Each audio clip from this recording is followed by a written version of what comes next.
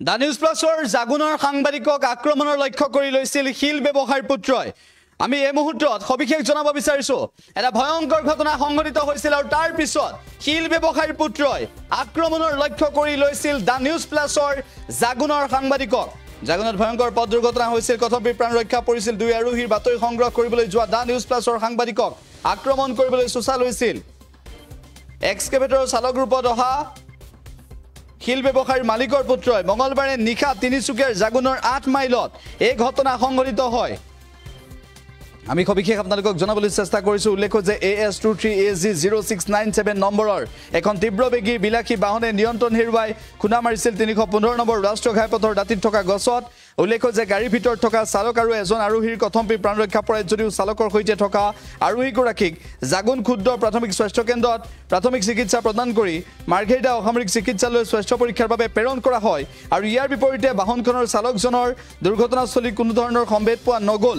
দুৰ্ঘটনা হোৱাৰ মুখ্য কাৰণ সুৰামত্ত হৈ বাহন চলোৱা হৈছিল বুলি সন্দেহ কৰা হৈছে।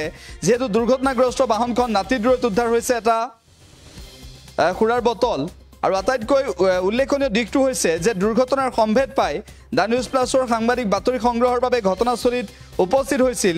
দুৰ্ঘটনাগ্ৰস্ত বাহনখনৰ মালিকৰ কিছু তথ্য উদ্ধাৰ কৰাৰ মানসেৰে এই সমগ্ৰ ঘটনাটো সন্দৰ্ভত প্ৰশ্ন কৰিবলৈ গৈছিল, কিন্তু তাৰ পৰৱৰ্তী সময়ত সেই এক্সকেভেটৰ চালক নিজকে এক্সকেভেটৰৰ চালক ৰূপত অহা মালিক বুলি পৰিচয় দিয়া এজন যুৱকে সাংবাদিকক মাৰপিট কৰাৰ ধমক দিয়ে। পৰৱৰ্তী পৰ্যায়ত জাগুন আৰক্ষী উপস্থিত হয় আৰু পৰিস্থিতি নিয়ন্ত্ৰণ কৰে। কিন্তু এই ঘটনাৰ সৈতে জড়িত হৈ থকা শিল ব্যৱসায়ীৰ পুত্ৰৰ ক্ষেত্ৰত কি ব্যৱস্থা গ্ৰহণ কৰিব সেয়া ডাঙৰ বিষয় হৈ পৰিছে। কেতিয়া ব্যৱস্থা ল'ব শিল ব্যৱসায়ীৰ পুত্ৰৰ ওপৰত, কেতিয়া ব্যৱস্থা ল'ব শিল ব্যৱসায়ীৰ ওপৰত, কেতিয়া ব্যৱস্থা ল'ব এনেদৰে শিল ব্যৱসায়ীয়ে দেখুওৱা গুণ্ডাগিৰিৰ ওপৰত আৰু শিল ব্যৱসায়ীৰ পুত্ৰই দেখুওৱা এই গুণ্ডাগিৰিক লৈ ইতিমধ্যে প্ৰতিক্ৰিয়া হৈছে আৰু সাংবাদিক মহলে প্ৰতিক্ৰিয়া প্ৰকাশ কৰিছে। এই ক্ষেত্ৰত আৰু ভূমিকা কি হ'ব আৰু এই ক্ষেত্ৰত কেনেদৰে ব্যৱস্থা ল'ব শিল ব্যৱসায়ীৰ পুত্ৰৰ ওপৰত সেয়াও গুৰুত্বপূৰ্ণ বিষয় হৈ পৰিছে। সাংবাদিকৰ নিৰাপত্তা ক'ত বুলি আকৌ এবাৰ প্ৰশ্ন উত্থাপন হৈছে। এনেকুৱা হ'ল যোৱাকালি আমাৰ জাগুনৰ ৮ মাইল নামে ঠাইতে এখন গাড়ী দুৰ্ঘটনাগ্ৰস্ত হৈছিল আৰু দুৰ্ঘটনাৰ খবৰ পাই মই সেই সময়ত বাতৰি সংগ্ৰহৰ সংক্ৰান্তত মই তালৈ যাওঁ। সেই জেগাত যোৱাৰ পিছত তাতে মই কিছুমান ভিজুৱেল লৈ থকাৰ অৱস্থাতে তাতে আৰক্ষী প্ৰশাসনৰ লোকো আছিল আৰু এজ এ মিডিয়া মই তাত আছিলোঁ এজন সাংবাদিক হিচাপে মোৰ নিজৰ কৰ্তব্যত আছিলোঁ। সেইটো সময়ত দেখা গৈছে মানে গাড়ীখনৰ সকলো বস্তু যিখিনি ল'ব লাগে আৱশ্যকীয় গোটেইখিনি মই ল'লোঁ। লোৱাৰ পিছত গাড়ীখন তাৰ পৰা আৰক্ষীয়ে থানালৈ আনিবৰ বাবে যিটো ব্যৱস্থা কৰিছিলে, ব্যৱস্থা কৰোঁতে তেওঁলোকে এখন JCB আনিছিলে, JCB মতাইছিলে আৰু সেই JCBখন অহাৰ পিছত JCBখনৰ যিগৰাকী ড্ৰাইভাৰ মানে চালক আচলতে প্ৰকৃততে চালক নহয়, তেওঁ মানে মালিকে হয় আৰু তেওঁ শিলৰ ব্যৱসায়ী হয়। শিলৰ ব্যৱসায় কৰে, অৰুণাচলৰ পৰা অসমলৈ তেওঁ শিল কঢ়িয়ায়।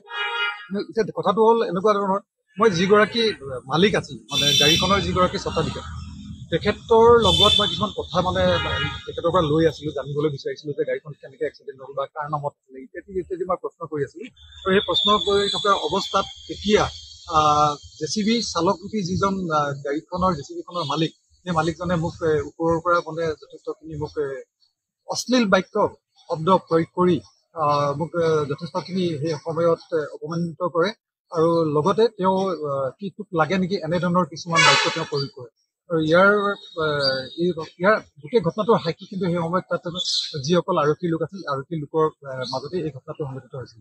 আৰু মোৰ সেই সময়ত দেখিলোঁ যে আৰক্ষীৰ এটা কাম তাত মই বাধা দিয়াৰ দৰে হ'ব বুলি ভাবি মই সেই সময়ত একো নকওঁ মনে মন থাকিলোঁ।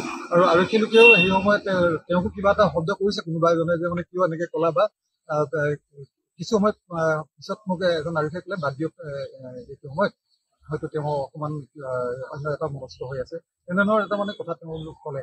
কিন্তু আচল কথা হৈ গ'ল যে এনেধৰণে যি আমি সাংবাদিক হিচাপে যেতিয়া এটা সংবাদ যেতিয়া সংগ্ৰহ কৰিবলৈ যাওঁ, কিন্তু এই সংগ্ৰহ কৰিবলৈ যোৱাৰ ক্ষেত্ৰত যদি এনেধৰণৰ আমি অপদস্থ হ'বলগীয়া হয়, এইটো হ'ল আটাইতকৈ ডাঙৰ কথা। এটা চিন্তনীয় বিষয় হৈছে যে আমাৰ যিটো নিজৰ ছেফটি, সেই ছেফটিটো ক'ত আছে আৰু কেনেদৰে আমি কেনেকে ধৰণে সুৰক্ষিত হ'ম সেই কথাটোৱে মেইন প্ৰশ্ন হৈ উঠিছে।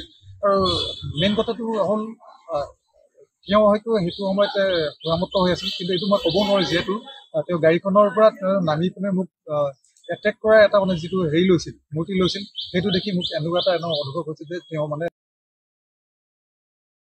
যিকোনো খবৰৰ বাবে যোগাযোগ কৰক আমাৰ এই নম্বৰত 7099017330 আৰু 7099017110।